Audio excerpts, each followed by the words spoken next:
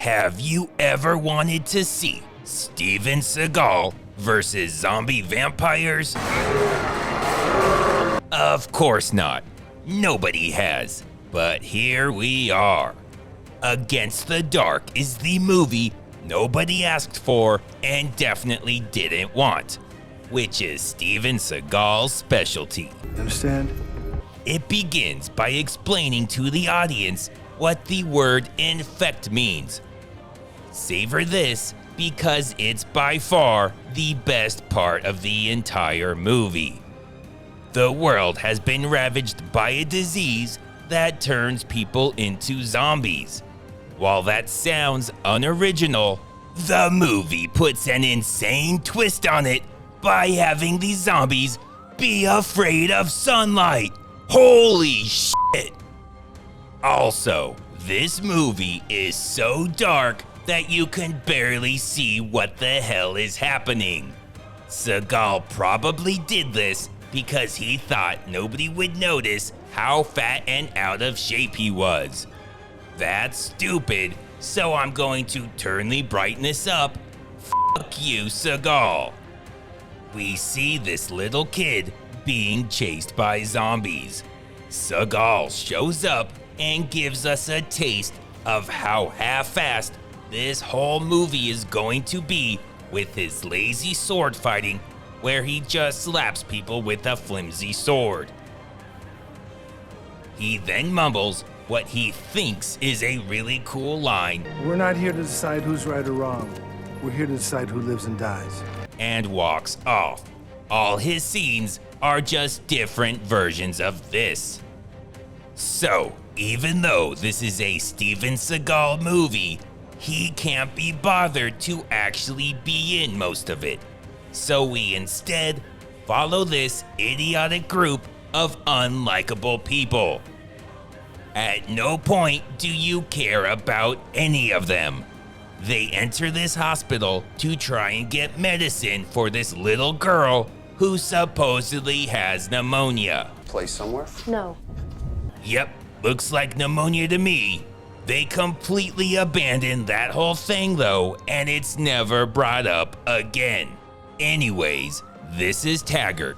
He's part of Seagal's group, and if this was a better movie, he would be the star. But it's not. The other two members of the group are these women who clearly got hired based on their acting ability and intelligence. This is the only line they have in the entire movie. Kill anything that looks infected. Yes, sir. And we don't even know which one of them says it. Anyways, in what has to be the dumbest premise of any movie, they can only leave the hospital through one exit. There's a security door that's the only safe way out. But the generator's dying. With the power gone, we can't open it. You're probably wondering, what about the window they just climbed in to get there? No, that'd be suicide. What changed in the last 5 minutes? We can't move around outside in the dark.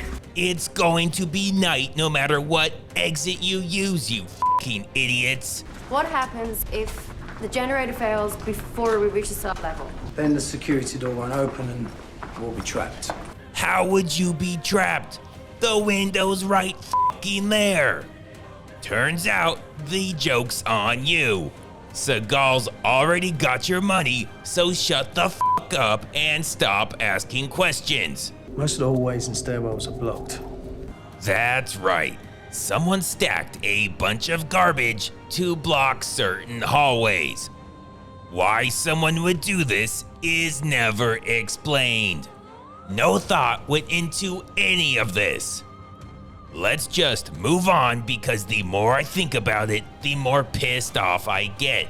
They come up to this room and someone has written, "Abandon all hope, ye who enter here," in blood.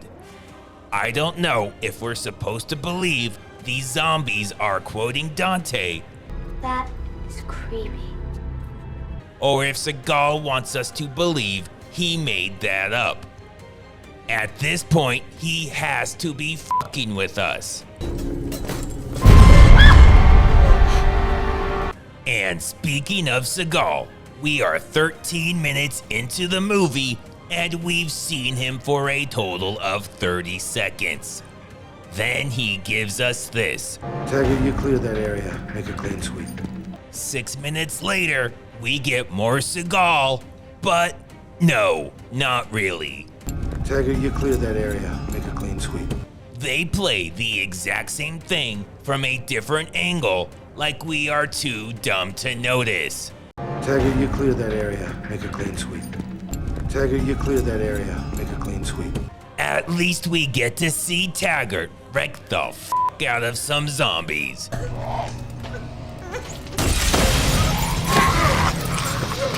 So okay.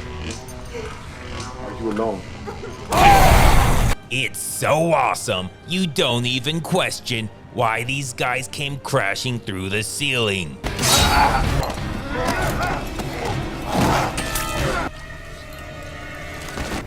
Just when the movie starts to actually be enjoyable, it gives you the middle finger and brings us back to these guys. A few days into the virus, one of the infected got my dad. Oh, shut up. Nobody gives a shit. So, they're in the cafeteria, just hanging out, even though they're in a race against time. And she tells everybody, We got 3 hours till dawn. Might take that long just to get down to the next level. what the f***? This bitch is lying about knowing the layout of this place. There is no way in hell it can take you 3 hours to find these stairs or an elevator. No f***ing way. Which also means it'll be f***ing daylight before they make it there anyways. We got 3 hours till dawn. So they should have just stayed by that f***ing window. The hardest thing is going to be finding stairwells that aren't completely blocked or welded up. Who welded everything shut? Even if I believed these zombie vampires decided to take up welding, 1, why would they? And 2, where the f*** did they get the torches? Everything about this movie pisses me off. Okay, here's Seagal. He's gonna come in and kick some ass. You just watch. Aw, f***, never mind. It was pretty sweet how he opened that door, though. Just to reinforce how terrible everyone is, they go in this room and are ambushed by zombies. These 3 immediately run out the door and lock the other 3 in there. What about the others? We then find out that this is a magical hospital. Dorothy said that all these hallways lead to the same place. Before you have time to fully think about how stupid that is, this obviously evil guy in the bathroom knocks out what's-his-name 2 feet to his infected daughter. Somehow, he's the most likable character and you're actually rooting for him.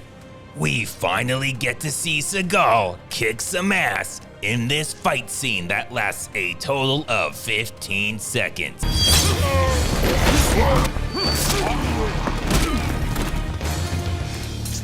We're 40 minutes into the movie and Seagal still has less than a minute of total screen time.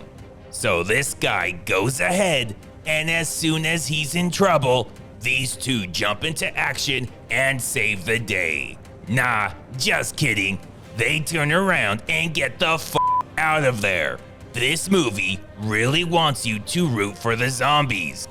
Anyways, this movie has done the impossible and actually makes you glad to see Steven Seagal. He's still Seagal though, and he forgot what movie this was and kicks a zombie in the nuts. I have no idea if that's awesome or just dumb, but when it comes to Seagal, I don't think there's a difference anymore. Then the movie finally gives us what we all want. Fat Seagal in embarrassing fight scenes.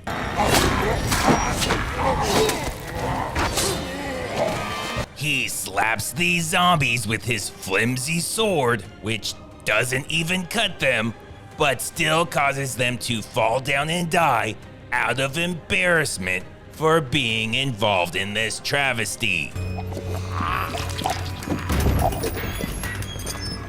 Now the blonde girl, whose name I don't care to learn, is pulled away by a zombie who begins choking her. Before we go any further, please understand that in Seagal movies, no matter how bad you think it is, it can always get worse. If she got out of this by yelling, "Look out behind you," it would be less insulting than what actually happened. No, she gets out of it by choking the zombie back and then just beating his ass. How are we supposed to take these zombies seriously? I know what you're thinking. She's just a kid. There's no way you want her to be torn apart by zombies, right? Wrong. Check this shit out. She's surrounded by dead bodies that are still wet. So she does what any rational person would do and lays down to take a fucking nap.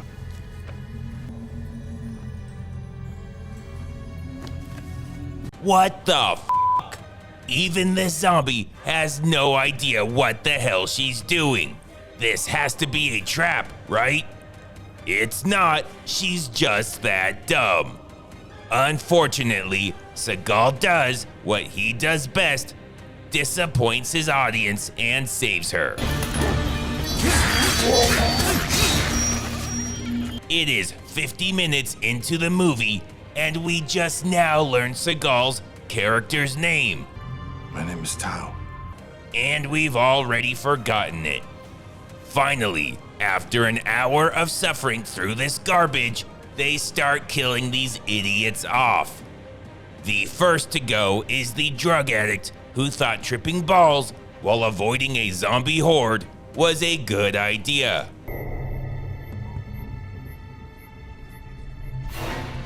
To be fair, he probably realized he was in a Seagal movie and being high as fuck was the only way to make it bearable.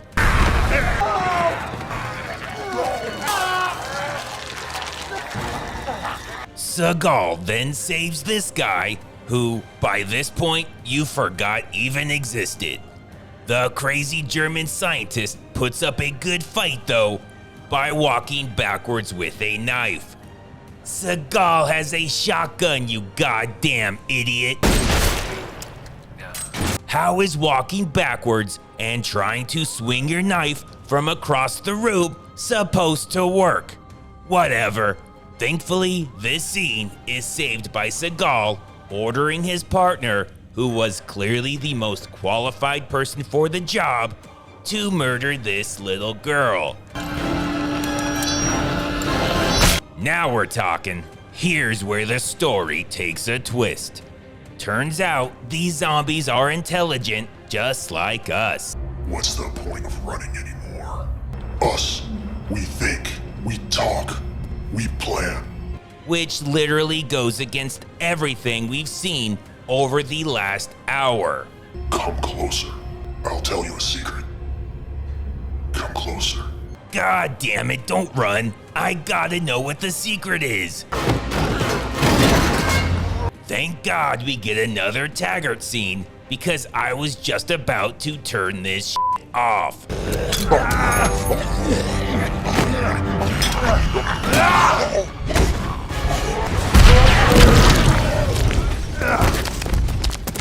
Now that that's out of the way, back to the stupid shit. So they get in the elevator, and with literally all of them facing the door, somehow nobody notices this zombie who's right in the middle of the doorway and who grabs one of Seagal's nameless eye candy partners, and they just let her be taken away. No! It's too late, man. She's gone. Really? She can't take on one zombie? Okay. Remember what I said earlier? That no matter how dumb things get, Seagal can always get dumber? Well, There is so much of that in this next scene that I don't even know where to begin. The elevator starts to have mechanical problems. There's got to be a hatch here. We've got to find it. They open the emergency hatch, and then it all goes downhill. How many floors down? Should just be one more to go. This guy volunteers to go, Okay.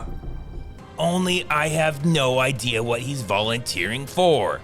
Won't they all have to climb down to the next floor? Turns out he was volunteering to fix the elevator, which makes no sense because, one, as far as we know, he's not an elevator repairman, and two, how could the generator going out be fixed by going under the elevator? Oh, but we're not done with the stupid shit. Somehow, the elevator shaft is full of water. How the fuck is it full of water? And elevator doors aren't watertight, so how is the water even staying in there?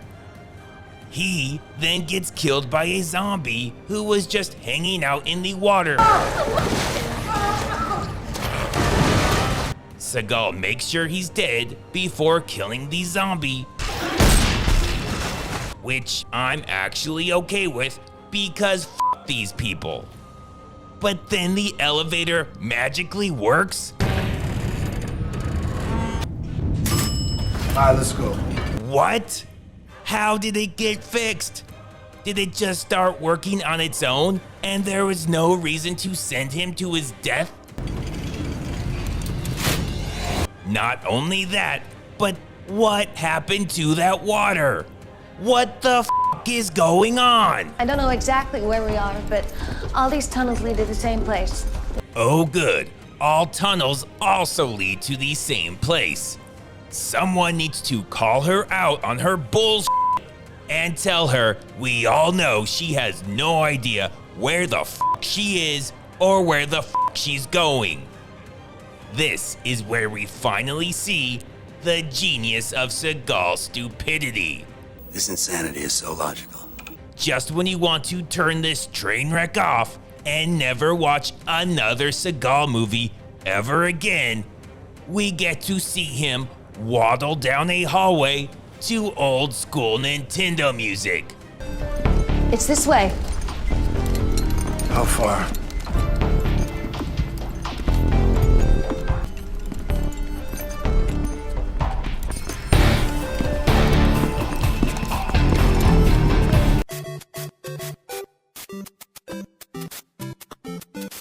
Okay, Seagal, but you're on a short leash.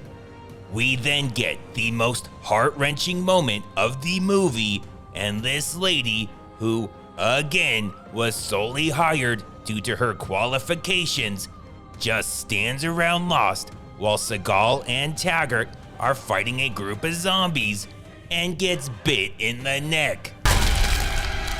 Seagal then does what he must.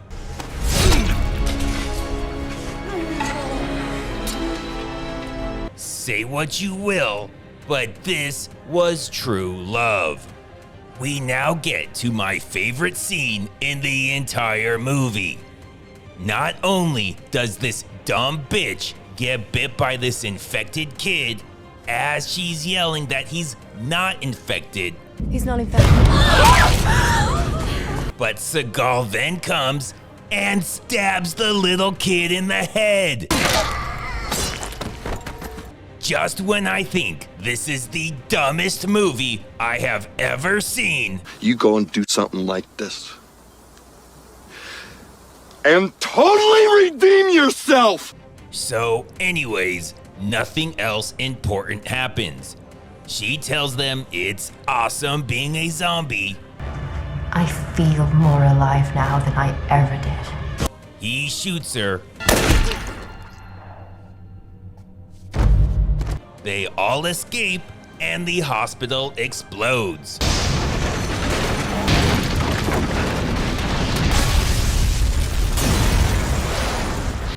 Which made their entire mission of clearing the infected out of the hospital completely pointless. Which, in all fairness, sums up every Steven Seagal movie I have ever seen.